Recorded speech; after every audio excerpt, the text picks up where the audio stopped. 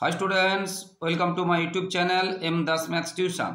আজকের মাধ্যমিক 2025 সালের জন্য পর্ষদের টেস্ট পেপার থেকে আজকের করাচ্ছি একটা ইম্পর্টেন্ট যে page mathematics Ballygunge government high school, সেই পেজের একের দাগের, দুয়ের দাগের, তিনের দাগের এবং চারের দাগের অঙ্কগুলো করাচ্ছি বন্ধুরা। কয়েকটি মোস্ট ইম্পর্টেন্ট অঙ্ক আছে আর কয়েকটি কঠিন অঙ্ক আছে, তাই মন দিয়ে দেখতে থাকো। তো বন্ধুরা, যারা আমার ইউটিউব চ্যানেলটি দেখছো সকলকে ধন্যবাদ। আর যারা আমার চ্যানেলে নতুন প্রিয় ছাত্রছাত্রী, প্লিজ আমার চ্যানেলকে সাবস্ক্রাইব ও শেয়ার করে একটু সাপোর্ট করো বন্ধুরা। তোমাদের জন্য লাগাতার পরিশ্রম করে যাচ্ছি, তাই তোমাদের কাছ থেকে শুধু এইটুকু সহযোগিতা ভালোবাসা আশা করছি। আর যারা বড়রা দেখছেন প্লিজ সাবস্ক্রাইব এবং শেয়ার করে একটু আশীর্বাদ করুন। তো প্রথমে যে একেরটাতে আছে k x square plus 4x plus 5k equal 0, যেখানে কে নট ইকুয়াল 0 সমীকরণে বীজদ্বয়ের যোগফল তাদের গুণফলের সমান হলে কে এর মান কত। এখন আমরা জানি যে কোনো সাধারণ সমীকরণের ক্ষেত্রে বীজ দুটি যোগফল হয় -b/a। তো এখানে বীজ জায়গায় কি আছে, 4 ছিল এবং এর জায়গায় কে ছিল, তাই আমরা সমীকরণটাতে দেখো k x square plus 4x plus 5k ছিল, বসিয়েছি সেটা। আর বীজদ্বয়ের গুণফল হয় c/a, সির জায়গায় ছিল 5k, এর জায়গায় কে ছিল, অর্থাৎ কে কেটে গেল 5। এবং বীজদ্বয়ের যোগফল আর গুণফল সমান হবে, অর্থাৎ এটা এবং এটা সমান হবে, সেটা আমরা লিখেছি। এবার এটাকে এটা দেখুন, এটাকে এটা গুণ করেছি, তাহলে কে সমান পেয়ে গেলাম কত, -4/5। তো তোমরা কিন্তু পরীক্ষার সময় আগে এইভাবে উত্তরটা করবে, তারপরে এখানে রাফ করবে। আগে এটা করবে না, আগে উত্তর করবে, মানে রাফটা এধারে করবে, উত্তরটা এদিকে করবে, ডান পাশে। বুঝতে পেরেছো? এর পরের যে অঙ্কটা আছে, কোনো ব্যক্তি ব্যাংকে 1000 টাকা জমা রেখে 3 বছর পর সমূল চক্রবৃদ্ধি 1331 টাকা পেলে বার্ষিক চক্রবৃদ্ধি সুদের হার কত। তো এখানে যে যে জিনিসগুলো দেওয়া আছে, এনটা দেওয়া আছে 3 এবং 1000 টাকা জমা রেখেছে মানে পিটা দেওয়া আছে 1000 এবং সমূল চক্রবৃদ্ধি অ্যামাউন্ট দেওয়া আছে 1331। তাহলে আমাদের বের করতে হবে রেট অফ ইন্টারেস্ট পার অ্যানাম, বার্ষিক সুদের হার কত। তাহলে যেগুলো দেওয়া আছে বসিয়ে দিয়েছি, আর কিছুই না। এবারে এই গুণটা এদিকে গেলে ভাগ হবে। এবারে এটা যেহেতু কিউ আছে, এটা কোন সংখ্যার কিউ না, 11 3 মানে 3 বার গুণ করলে অর্থাৎ কিউ করলে এটা হয়, আর 10 × 10 × 10 করলে এটা হয়। এবারে এইদিকের কিউ চলে গেল, তাহলে এবারে থাকলো কত, থাকলো এটা এবং এটা থাকলো। এবারে আমরা কি করতে পারি, এদিকের 1টা এদিকে চলে যাবে, যে মাইনাস হয়ে গেছে, আর 11/10 থেকে 1 মাইনাস করবো এটা। এবারে আর এর সঙ্গে যেটা ভাগ থাকে সেটা গুণ হয়ে যায়। বুঝতে পেরেছো? আর এর সঙ্গে যেটা ভাগ থাকে সেটা গুণ হয়ে যায়, তাহলে আমরা আর সমান পেলাম 10%। তাহলে এইদিকে কিন্তু রাফ করবে আর আনসারটা কিন্তু এইদিকে করবে। তাহলে অপশান বি এবং অপশান লিখবে বি এবং আনসারটাও লিখবে, পুরো এইভাবে লিখবে। অপশান কত অপশানে আনসারটা এসছে এবং আনসারটা কি আসছে এটা লিখবে, ঠিক এইরকম করে লিখবে। বুঝতে পেরেছো? 3 দাগেরটাতে আছে একটি বৃত্তের দুটি যে এ বি ও এসি পরস্পর লম্ব, এ বি সমান 4 সেমি, এসি সমান 3 সেমি হলে বৃত্তটির ব্যাসার্ধের দৈর্ঘ্য এটা করতে হবে। বুঝতে পেরেছো? তো এখানে বলেছে বৃত্তের দুটি যা পরস্পর লম্ব, বৃত্তের দুটি যা পরস্পর এখানে লম্ব বলেছে, এই একটা যে এবং মাপ দিয়ে দিয়েছে, A B 4 semi, AC 3 semi. বুঝতে পেরেছো? মাপ দিয়ে দিয়েছে, তাহলে ব্যাসার্ধ চেয়েছে। এখন ঘটনা, এটা যদি লম্ব হয়, বুঝতে পেরেছো, এবং ওখানে প্রশ্নে বলে দিয়েছে এটা যদি লম্ব হয়, এই কোণটা যদি মানে পরস্পর যদি লম্ব হয় যা দুটো, এবারে আমরা যদি এটা যোগ করি, আমরা জানি অর্ধবৃত্তস্থ কোণ সমকোণ হয় বা 90 ডিগ্রি হয়। লম্ব মানে 90 ডিগ্রি, তার মানে এটা হয়ে যাবে বৃত্তের ব্যাস। কেন আমরা বৃত্তের ব্যাস বলবো এটাকে, তার যুক্তি দিতে হবে। এই যে এটা যদি ব্যাস হয়, এটা তাহলে অর্ধবৃত্তস্থ কোণ, এটা 90 ডিগ্রি হয়েছে, তার মানে এটা হবে একটা অর্ধবৃত্তস্থ কোণ, মানে এটা হবে ব্যাস। ব্যাস ছাড়া কিন্তু হবে না, তাহলে এটা ব্যাস। এবারে এটা যদি ব্যাস হয়ে যায়, এবার দেখো এই যে একটা সমকোণী ত্রিভুজ পেয়েছি, এক্ষেত্রে এটা লম্ব, এটা ভূমি, এটা অতিভুজ, অতিভুজটাই ব্যাস। তো অতিভুজ স্কয়ার আমরা কি জানি, বুঝতে পেরেছি? অতিভুজ স্কয়ার আমরা জানি লম্ব স্কয়ার যুক্ত ভূমি স্কয়ার, অর্থাৎ বিসি। সেখান থেকে আমরা পেলাম কত, এটা বিসিটা তো অতিভুজ, অর্থাৎ এটা বৃত্তের ক্ষেত্রে ব্যাস, তাহলে এটা আমরা পেয়ে গেলাম এটা স্কয়ার যুক্ত এটা স্কয়ার, এখান থেকে পেলাম 5। তাহলে এই পুরোটা যদি 5 হয়, তাহলে ব্যাসার্ধ কত হবে, তার অর্ধেক হবে 5/2 মানে 2.5 সেমি। এই সেমি কথাটা কিন্তু লিখতেই হবে, এখানে লেখা নেই, সেমিটা লিখতেই হবে। বুঝতে পেরেছো? মানে অপশান যেহেতু আছে, অপশান অর্থাৎ সি, অপশান সি 2.5 সেমি। গোটা 10 পেজ যদি মন দিয়ে দেখো টেস্ট পেপারের, তাহলে কিন্তু তোমরা পরীক্ষায় কী ধরনের প্রশ্ন আসে একদম আইডিয়া পেয়ে যাবে এবং তোমরা পরীক্ষা খুব সহজে দিতে পারবে। বুঝতে পেরেছো? তোমরা এবিটিও দেখবে, পর্ষদও দেখবে। আমি এবিটিও ছেড়েছি, স্পর্শতে ছেড়েছি, ছাড়ছি, আর জীবনবিজ্ঞানও ছাড়ছি, ভৌতবিজ্ঞানও ছাড়ছি। তাই তোমরা অবশ্যই দেখো বন্ধুরা। এরপরের যে অঙ্কটা আছে, sine theta minus cos theta equal 0 হলে, যেখানে থিটার মানটা 0 ডিগ্রি থেকে বড় হওয়া সমান আর 90 ডিগ্রি থেকে ছোট বা সমান, তাহলে sec theta plus cosec theta সমান এক্স হয়, তাহলে এক্সের মানটা কত? তাহলে এটা দেওয়া আছে, এটা শর্ত, আর এটা হলে এক্সের মান কত। তো দেখো বন্ধুরা, বইতে দেওয়া আছে sine theta minus cos theta equal 0, অর্থাৎ এটা দিকে গেলে প্লাস হয়ে গেল। এখানে সাইন, এখানে কস, এই কসটাকে আমরা সাইন করব। সাইন 90 ডিগ্রি মাইনাস থিটা মানে কস থিটা, তাহলে এটা হয়ে গেল। এবার সাইন সাইন চলে গেল, থিটা এটা থাকলে এটা দিকে এলো 2 থিটা সমান এত, তাহলে থিটা সমান 45 ডিগ্রি। এবার এটা চেয়েছে sec theta plus cosec theta, এটা ভ্যালুটা চেয়েছে। ওখানে আবার বইতে বলে দিয়েছে এইটা সমান এক্স হলে এক্সের মান কত। তো এটাই এক্স বলেছে, আমার এটা যেটা বেরোবে সেটাই এক্স বেরোবে। এবার বসিয়ে দিলাম, এটা থিটার মান যেটা পেয়েছি, আর সেক থিটার মান হচ্ছে √2, কোসেক থিটার মান √2, তাহলে দুটো √2 2√2, এবং এটা এক্স বলেছিল, অতএব এক্স সমান এটা অপশান ডি। অপশান ডি এখানে লেখা হয়নি, লিখতে হবে অতএব সমান এক্স, বা এখানেও এক্স লিখতে পারো, যাই হোক এটা ডি হয়ে গেল। এরপরে দুটি বৃত্তের সাধারণ স্পর্শক সংখ্যা এন হলে এই কোনগুলো, মানে এনটা 0 থেকে বড়, 2 থেকে কম, না এনটা 0 থেকে বড় বা সমান এবং 3 থেকে ইত্যাদি ব্যাপারগুলো হবে, এটা কোনটা হবে এই অপশানগুলোর মধ্যে, এটা বুঝতে পেরেছ? তো এবার দেখো, এর অপশান ডি হবে। কেন হবে? দেখো, আমরা যদি বৃত্ত দুটি পরস্পরকে অন্তস্থভাবে স্পর্শ করে তখন একটা পাবো, তখন আমরা কটা পাবো? স্পর্শক একটা পাবো। বৃত্ত দুটি যদি এইভাবে স্পর্শ করে, এইভাবে একটু ছেদ করেছে ভিতরে, তখন আমরা দুটো পাবো, এটা। আবার বৃত্ত যদি একদম বহিস্থভাবে স্পর্শ করে, বৃত্ত দুটি যদি বহিস্থভাবে স্পর্শ করে তখন আমরা 3টি পাবো। আর বৃত্ত যদি দূরে স্পর্শক করে তখন আমরা তির্যক স্পর্শক দুটো আর সরল স্পর্শক দুটো, অর্থাৎ 4টা পাবো। তাহলে আমরা কি পেলাম? একটা পেতে পারি, দুটো পেতে পারি, 3টে পেতে পারি, 4টে পেতে পারি, বুঝতে পারি? অর্থাৎ আমরা এটাই বলেছি, 0 থেকে বেশি মানে 1, আর 4-এর সমান বা 4-এর থেকে বেশি মানে 4। তাহলে অপশান হবে এটা ডি, অপশান হবে ডি। আশা করি বুঝতে পেরেছো বন্ধুরা। এরপরে একটি নিরেট গোলকের বক্রতলের ক্ষেত্রফল ও উহার 3 গুণ আয়তনের সংখ্যামান সমান হলে গোলকটি ব্যাসের দৈর্ঘ্য কত? গোলকের ক্ষেত্রে সূত্র আমরা জানি, বক্রতলের ক্ষেত্রফল সূত্র আছে 4πr², আর আয়তনের সূত্র হচ্ছে 4/3 πr3। তার 3 গুণ বলেছে, সেই জন্য আবার 3 দিয়ে গুণ করলাম। এবার এখানে 3 কেটে গেল, আবার এটা থাকলো, এখানে 4ও কেটে গেল, আবার পাইও কেটে গেল, এটা থাকলো। তাহলে আবার আর দুটো কেটে গেল, তাহলে এখানে কি থাকলো? এখানে আর কেটে গেল দুটো করে, 1 সমান আর, অর্থাৎ ব্যাসার্ধ পেলাম আর। কিন্তু চেয়েছে ব্যাস 2r হয়, তাহলে 2 × 1, তাহলে 2 একক, এবং অপশান সেটা বিতে আছে, 2 একক, অপশান বি। এরপরে শূন্যস্থান পূরণ করতে বলেছে। শূন্যস্থান, পাই হলো একটি ড্যাশ সংখ্যা, অমূলক সংখ্যা।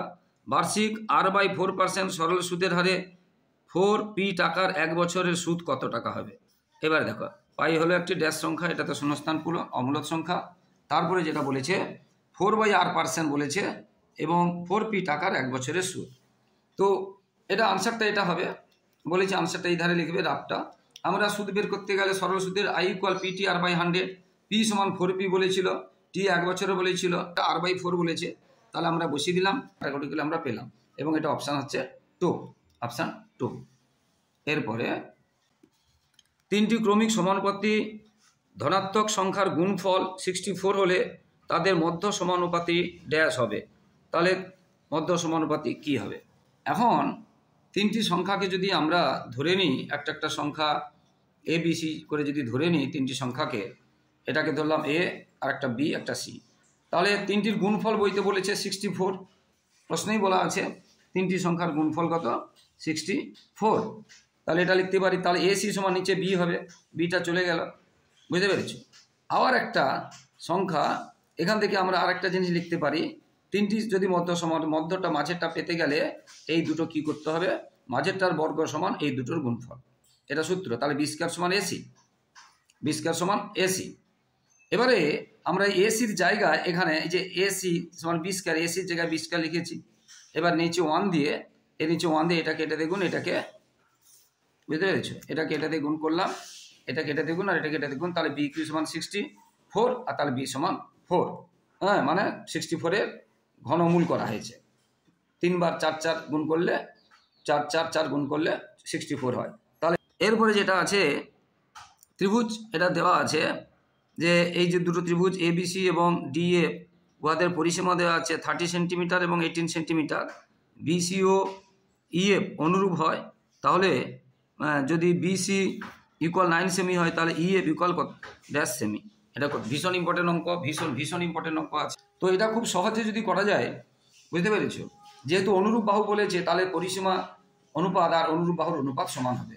দুটো পরিসীমার অনুপাত আর অনুরূপ বাহুর অনুপাত সমান হবে। পরিসীমা দুটো দেওয়া ছিল, একটা অনুরূপ বাহু দেওয়া ছিল, দেওয়া নেই, এটা করলাম কোণাকোণে গুণ করলাম, এক্স এর মান পেলাম কত 5.4। 5.4 কি 5.4 একক লিখতে হবে, যেহেতু এটা সেমি ছিল তাহলে সেমি লিখতে হবে, এককটা কিন্তু লিখতে হবে। এবার শূন্যস্থান তো দেওয়াই আছে, ড্যাশ সেমি অর্থাৎ 5.4 সেমি। এক মুখ কাটা একটি পেন্সিলের আকার শঙ্কু ও ড্যাশের সমান। এটা খুব সহজ প্রশ্ন। এখন এটাকে আমরা যদি ছবি করি, এটা দুদিকে যখন কাটা হচ্ছে না এরকম থাকবে, যখন একদিকে কাটবে এটা শুরু হয়ে যাবে, এই অংশটা কি শঙ্কু আর এই অংশটা কি বেলন বা চোঙ। তাহলে বইতে একটা কি দেওয়া ছিল যে শঙ্কু দেওয়া ছিল, আর বাকি অংশটা এই অংশটা আমরা কি লিখবো বেলন বা চোঙ। আনসার হবে বেলন বা চোঙ। সাইন থিটা সমান 8/17 হলে ট্যান থিটা এর মান কত? সাইন থিটা, এটা দেখো তো সাইন থিটা সমান আমরা কি জানি, সাইন থিটা দেওয়া আছে 8/17, সাইন থিটা সমান আমরা জানি লম্ব বাই অতিভুজ।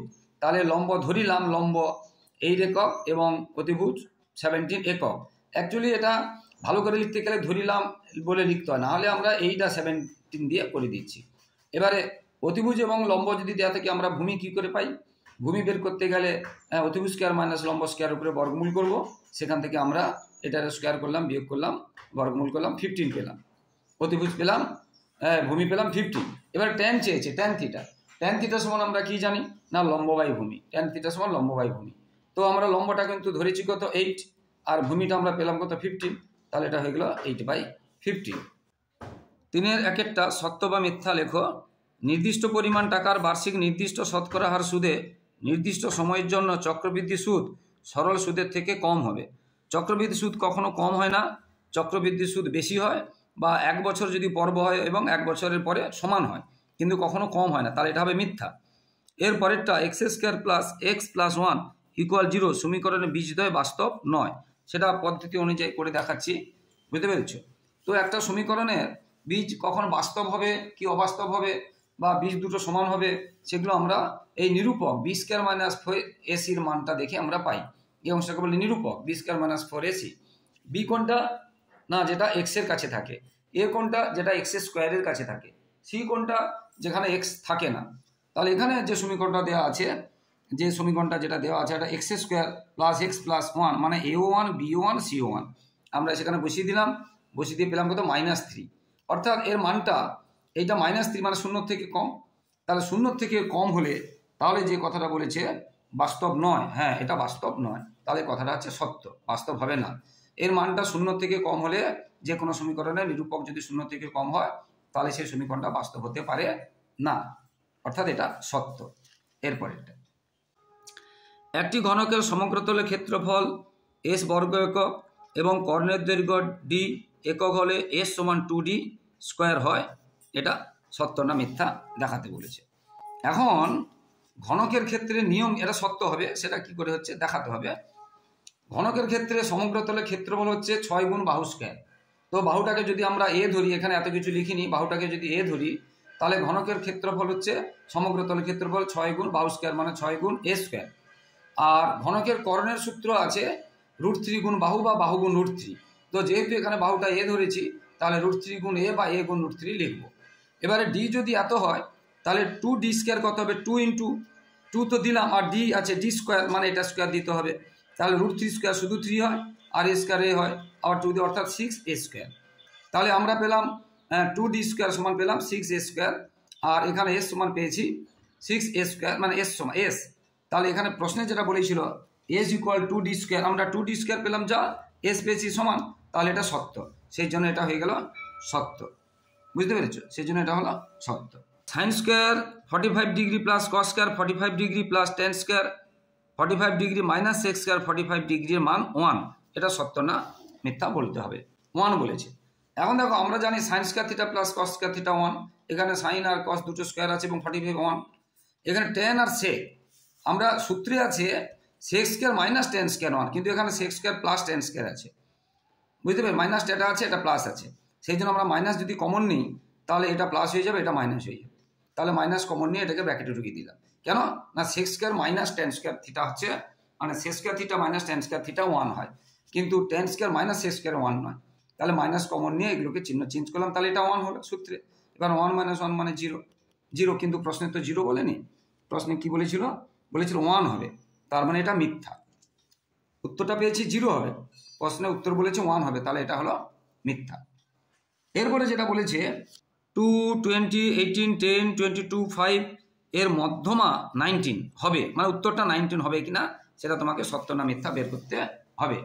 তো এটাকে যদি আমরা সাজিয়ে নিই 2, 5, 10 ছোট থেকে বড় করে যদি সাজিয়ে নিই, এবার মধ্যমা মানে কি? একদম মাঝেরটা। এখন যেহেতু 6টা আছে মানে জোড় সংখ্যা আছে, তাহলে এদিকে দুটো এদিকে দুটো যদি বাদ দিই মাঝে এইটা পড়ে থাকছে। যদি জোড় সংখ্যা থাকে সেই মাঝের দুটো যোগ করে 2 দিয়ে ভাগ করতে হয়, তাহলে 10 আর 18 যোগ করে 2 দিয়ে ভাগ করলাম, 28/2 14 হবে উত্তর। কিন্তু বইতে প্রশ্নে বলেছে 19, কিন্তু উত্তর হবে 14, তার মানে এটা ভুল আছে, তাহলে এটা মিথ্যা, তার মানে এটা মিথ্যা। 10 সেমি দৈর্ঘ্যের বিশিষ্ট, দৈর্ঘ্যের কি বিশিষ্ট? ব্যাসার্ধ বলতে হবে, নেই এখানে। দৈর্ঘ্যের বিশিষ্ট, দৈর্ঘ্যের ব্যাসার্ধ বিশিষ্ট একটি বৃত্তে কোনো যে কেন্দ্রে সমকোণ উৎপন্ন করলে যার দৈর্ঘ্য হবে 20√2 সেমি, এটা 20√2 সেমি হবে কিনা সত্য না মিথ্যা দেখতে হবে। তাহলে 10 সেমির দৈর্ঘ্যের ব্যাসার্ধ বিশিষ্ট একটি বৃত্তের কোনো যে কেন্দ্রে সমকোণ উৎপন্ন করছে, এটা যদি আমরা ছবির সাহায্যে দেখাই, দেখো এটা কিন্তু 10 সেমি ব্যাসার্ধের, বুঝতে পেরেছো? এটাও 10, এটাও 10, এটা সমকোণ করেছে, তাহলে বলেছে এই জ্যার দৈর্ঘ্যটা কত। এখন দেখো এটা যদি সমকোণ করে এখানে যদি লিখি, তাহলে এটা 10, এটা 10, এটা তাহলে কি সমকোণের বিপরীত ভাগ অতিভুজ বলে, এটা তাহলে অতিভুজ, জ্যাটা হচ্ছে অতিভুজ, অর্থাৎ এখানে এটা যে এটা সমকোণের বিপরীত অতিভুজ। অতিভুজ সমান কি পাই আমরা? লম্ব স্কয়ার যুক্ত ভূমি স্কয়ারের উপরে বর্গমূল করতে হবে। তাহলে সেখানে পেলাম আমরা কত? স্কয়ার করে 200 মানে 10√2, কিন্তু প্রশ্নে 10√2 দেওয়া নেই, 20 দেওয়া আছে, তাহলে এটা ভুল আছে, অর্থাৎ মিথ্যা, অর্থাৎ মিথ্যা, অর্থাৎ মিথ্যা। এরপরে আমরা 4 দাগের অঙ্কগুলিতে যাচ্ছি। বার্ষিক 10% চক্রবৃদ্ধি হার সুদে 4-এর একেরটাতে হার সুদে কত টাকার 2 বছরে 3630 টাকা হবে? তো বন্ধুরা আবার বলছি, যারা আমার ইউটিউব চ্যানেলটি নতুন দেখছো, প্রিয় ছাত্রছাত্রী, প্লিজ আমার চ্যানেলটিকে সাবস্ক্রাইব করে এবং শেয়ার করে একটু সাপোর্ট করো বন্ধুরা, আর লাইক ও কমেন্ট করতে ভুলো না। তো এখানে যেটা দেওয়া ছিল 10% চক্রবৃদ্ধি, তাহলে আর সমান 10%, এবং ওখানে বইতে বলা ছিল 2 বছরের, তাহলে n সমান 2 ইয়ার্স, এবং ওখানে বলেছিল 3000, যেটা প্রশ্নে বলেছিল 630 টাকা হবে, তার মানে এ সমান আছে হবে, মানে সুদ এবং আসল সমূল চক্রবৃদ্ধি মানে এ অ্যামাউন্ট হবে। তাহলে সেখান থেকে আমরা এগুলো যা আছে বসিয়ে দিলাম, 0 কেটে গেল, 10 + 1, এই যে 10 একে 10 + 1 11/, এটা ওদিকে চলে গেল, ওদিকে গেলে উপরে 2বার 11 আছে এবং 2বার 10 আছে, এবং উপরেরটা নিচে যাবে, নিচেরটা উপরে যাবে, এটা কাটাকাটি করে আমরা কি পেলাম? 3000 পেলাম। তাহলে আসল কত? ভাষা দিয়ে লিখতে হবে, আমি কিন্তু লিখিনি। এই 3000 কি পয়সা না কেজি না সেমি, এরকম লিখলে হবে না, উত্তর লিখতে হবে। অতএব দাগ নম্বর দিয়ে ভালো করে উত্তর লিখবে যেটা চাইছে। অতএব তিনি 3000 টাকা রেখেছিলেন, অতএব তিনি 3000 টাকা রেখেছিলেন। দুজনের অংশীদারি ব্যবসায় মোট লাভ আছে 2000 টাকা, একজন মোট লাভ, কিন্তু এটা খেয়াল রাখবে, একজন 18,000 টাকা লগ্নি করে এবং পেয়েছে 800 টাকা, তাহলে দ্বিতীয়জন কত টাকা? তাহলে 2000 টাকা লাভের মধ্যে একজন যদি 800 টাকা পায়, 2000 টাকা লাভের মধ্যে একজন যদি 800 টাকা পায়, বাকি টাকা আরেকজন পাবে, তাহলে 2000 টাকা থেকে 800 বাদ দিলে 1200 টাকা আরেকজন পাবে, এবং যে 18,000 টাকা লগ্নি করেছিল সে 800 টাকা পেয়েছে, আর যে 1200 টাকা লাভ পেয়েছে সে কত টাকা লগ্নি করছে আমাদের বের করতে হবে। তো আমরা কি জানি? মূলধনের অনুপাত আর লাভের অনুপাত সমান হয়, যে বেশি টাকা দেয় সে বেশি লাভ পায়, আর যে কম টাকা দেয় সে কম লাভ পায়। তো একজনের মূলধন 18,000 ছিল, আর একজনের বের করতে হবে, আর যে 18,000 ছিল তার লাভ ছিল 800 টাকা, আর যে মূলধন বের করতে হবে তার লাভ ছিল 1200 টাকা, মানে আমরা পেয়েছি 2000 থেকে 800 বাদ দিলে 1200 টাকা।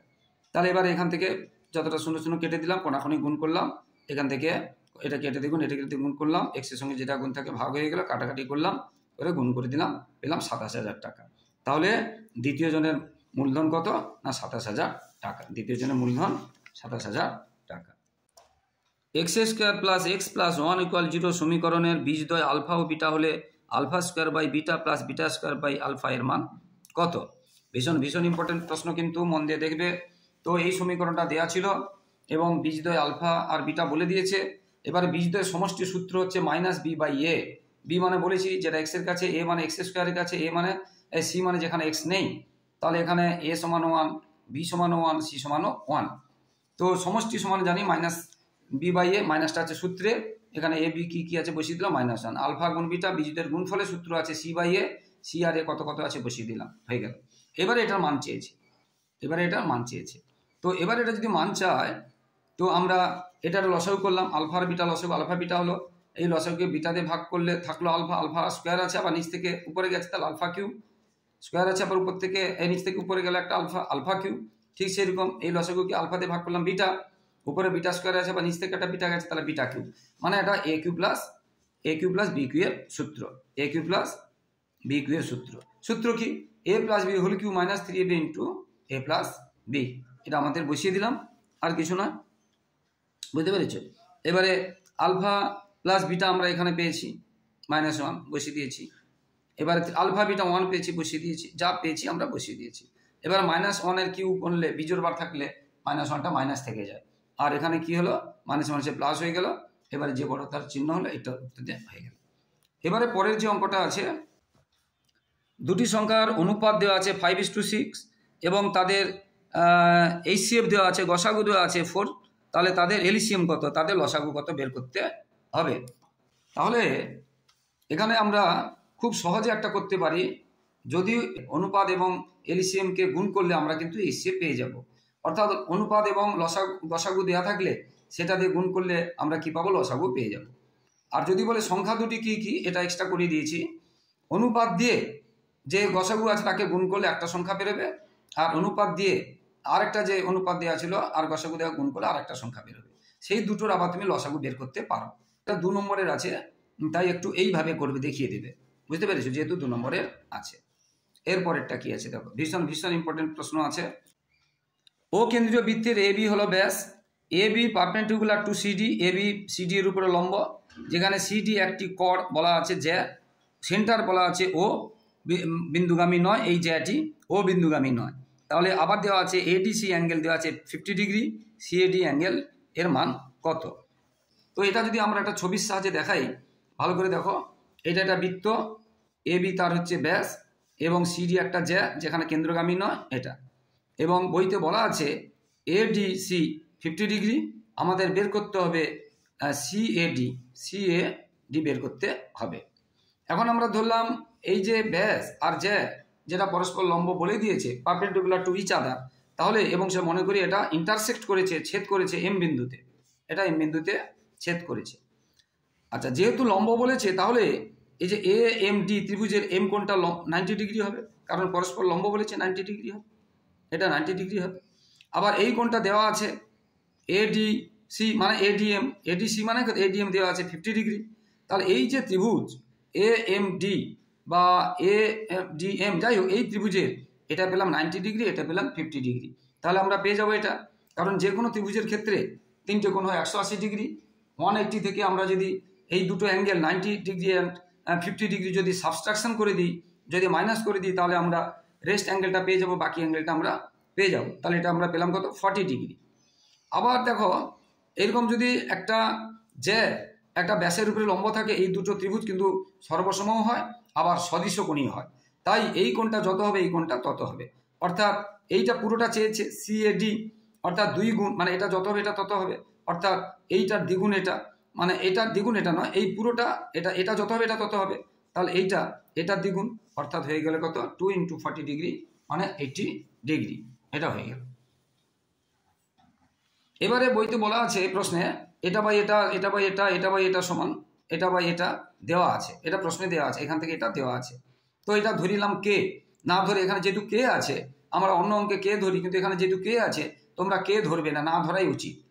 তো আমরা অন্য কে ছাড়া যে কোনো সংখ্যা ধরলাম, পি ধরলাম, তাহলে আমরা পেলাম a/2 সমান পি অর্থাৎ a সমান 2p, b/3 সমান পি অর্থাৎ b সমান 3p, c/4 সমান পি মানে c সমান 4p। এবারে এই অংশটাতে আমরা এ বি জেড, এই অংশটাতে আমরা এ বি সির মান বসাবো এবং যেমন চিহ্ন আছে দিয়ে যাবো।